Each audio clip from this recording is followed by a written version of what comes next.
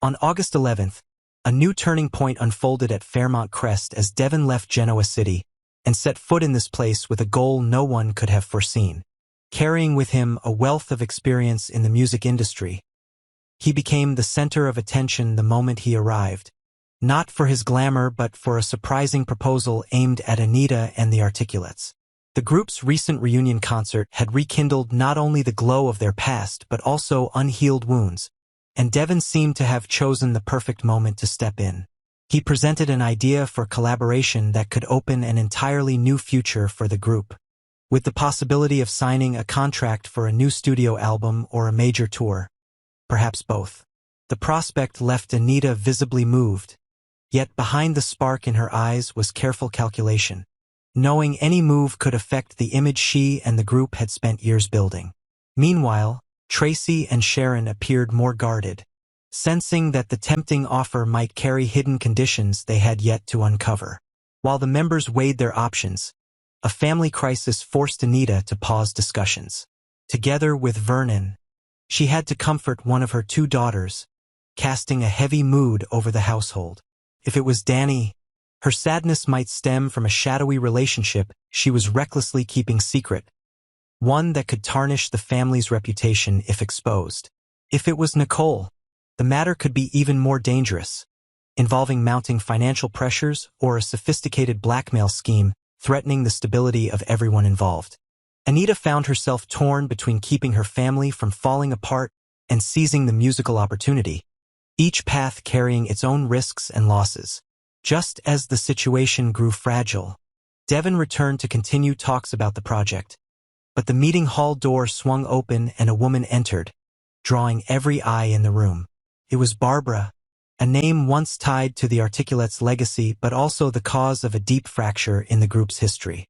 Her arrival was not only unexpected but felt like a knife twisting open memories the three remaining members had tried to bury. Anita froze in shock. Tracy's body tensed as though bracing for an old adversary, and Sharon silently observed, her eyes reflecting wariness and calculation. In that instant, no one knew whether Barbara had come to reconcile or to reignite an old war, but her presence instantly shifted the tone of the gathering. The question now was whether Anita, Tracy, and Sharon would unite to protect the group's reputation or allow untold personal secrets to shatter their fragile bond. Devon, an outsider yet holding a pivotal role in the collaboration, stood in the middle of the tension, quietly watching.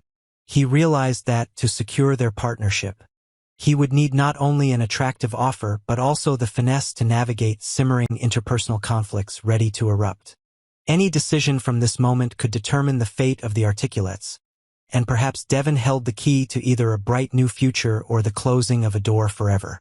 Barbara entered the room as if she had never left, her gaze sweeping slowly but sharply across each face, thickening the already tense atmosphere.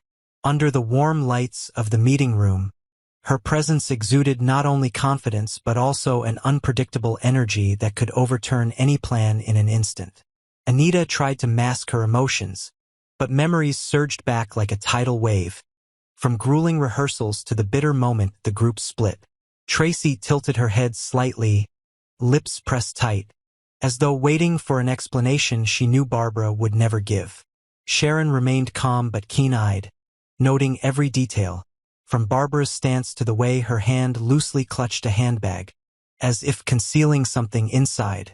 From his central seat, Devon watched as though he were an audience member at an unplanned play. He realized that his music proposal had now been pulled into a far more complex spiral, with Barbara's presence threatening not just the members' relationships but potentially the entire deal he was pursuing. He had heard of Barbara in passing through whispers in the music world, but meeting her face-to-face confirmed her enduring influence. She had not come merely to say hello. She seemed to hold a hidden card that could force the group to renegotiate every condition if they wished to move forward. Elsewhere in Fairmont Crest, Vernon remained with his distraught daughter. Whether Danny or Nicole, the situation was serious. If Danny, the secretive relationship she guarded might involve a powerful figure in the entertainment industry with a history of controversy and the means to manipulate the media against anyone who opposed them. If Nicole, The crisis could be a mix of financial collapse and anonymous blackmail tied to a shady business deal she once signed in pursuit of expansion. Vernon knew that any negative press at this time could directly harm Anita, especially as she stood at the edge of restoring the group's glory. As night fell, Anita returned to the table with Devon, Tracy, Sharon, and Barbara. No one spoke at first. Only the ticking of the wall clock filled the silence, reminding them that time waits for no one. Barbara eventually spoke, but instead of explaining her sudden arrival, she revived old stories. Touring days, moments of triumph, and fierce arguments. Every word was like a sharpened blade cutting into the other's memories, thickening the air with tension. Tracy and Sharon's patience frayed, and Anita felt the growing divide spreading like a crack through stone. Sensing the danger, Devon acted, steering the conversation back to the collaboration plan. He highlighted the financial benefits and the chance to return to major stages, but he also suggested, tactfully, that any returning member should sign a strict confidentiality agreement to protect the group's image and shared interests. Barbara smiled enigmatically, seemingly agreeing, though her eyes gleamed with a warning that she would not be easily controlled. When the meeting ended, Devon stepped into the hallway, checking a new message on his phone. Its contents were brief but chilling. "Be careful with Barbara. She's not just here to rejoin the group." There was no sender name, but Devon sensed he had just been pulled deeper into a power game where music was not the only prize. Inside the room, Barbara stood alone by the window, gazing into the dark garden, her lips curving in satisfaction, as though everything was unfolding exactly as she intended. After weeks of anticipation, Devon's arrival at Fairmont Crest had finally happened, yet instead of simply bringing a collaboration opportunity, he had unknowingly set off a chain of events more tangled than anyone could have imagined. Anita, always a master of drama, quickly sensed that his visit was about more than signing a music contract or planning a tour. The atmosphere at the table remained dense with caution, especially when a shadow appeared at the doorway. Barbara, the name tied to both the group's glory and its deepest controversies, stepped in with a half-smile and unreadable eyes. No one had invited her, and no one expected her here, particularly at such a critical juncture. Questions began to form. Was she here to help or to sabotage? Did she hold information that could threaten someone's career or even safety? Or worse, was she the key player in a scheme to use the reunion as a cover for money laundering or revenge? Anita tried to stay calm, but her heart raced as she recalled the trouble Barbara had caused before leaving. Tracy's posture sharpened with alertness, and Sharon's quiet observation seemed intent on cracking a hidden code. Devon, new to this web, immediately sensed Barbara's presence was no coincidence and wondered if he had stepped into a preset trap, with the articulates as pawns and the grand reunion as nothing more than a facade. In the golden glow of Fairmont Crest, Barbara's inscrutable smile lingered as she stood still, seemingly savoring the silent chaos she had sown. No one knew her true intent, but one thing was certain.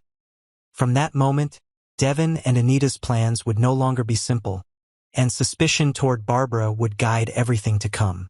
Her presence alone had made the room stifling, but in the days that followed, the air grew heavier as strange details emerged. Barbara moved and spoke as if she belonged, recalling past memories effortlessly, yet sometimes leaving puzzling gaps in her stories, forgetting details no real Barbara would. Sharon noticed first, her gaze tracking every nuance, her suspicion deepening. The breaking point came when, in preparation for the next meeting, contained detailed records of facial reconstruction procedures, including before and after images of a female patient whose build and bone structure closely matched Barbara's. The medical data revealed a complete facial overhaul just a few years prior, matching the period when Barbara vanished from public view. Before surgery, the woman's face bore an uncanny resemblance to a mid-tier singer who had briefly appeared in the industry before vanishing under mysterious circumstances. A woman Tracy recalled had shady ties to a management group suspected of laundering money. Sharon and Anita joined Tracy to examine the cold evidence, each gripped by fear for different reasons. If Barbara was an imposter, what was her real aim in forcing her way into the reunion? Was she a planted operative meant to destroy them from within, or worse, a puppet of a hidden power using the articulate's name? Anita felt a chill as she remembered Barbara's subtle attempts to insert herself into Devon's proposals, her sweet words laced with quiet possession. Sharon, more pragmatic, feared that exposure of this truth could sink the entire reunion and destroy the group's reputation beyond repair. Meanwhile, Barbara strolled through Fairmont Crest's halls as if immune to suspicion. But now, every time she turned away, Anita, Sharon, and Tracy exchanged the same silent, haunting question.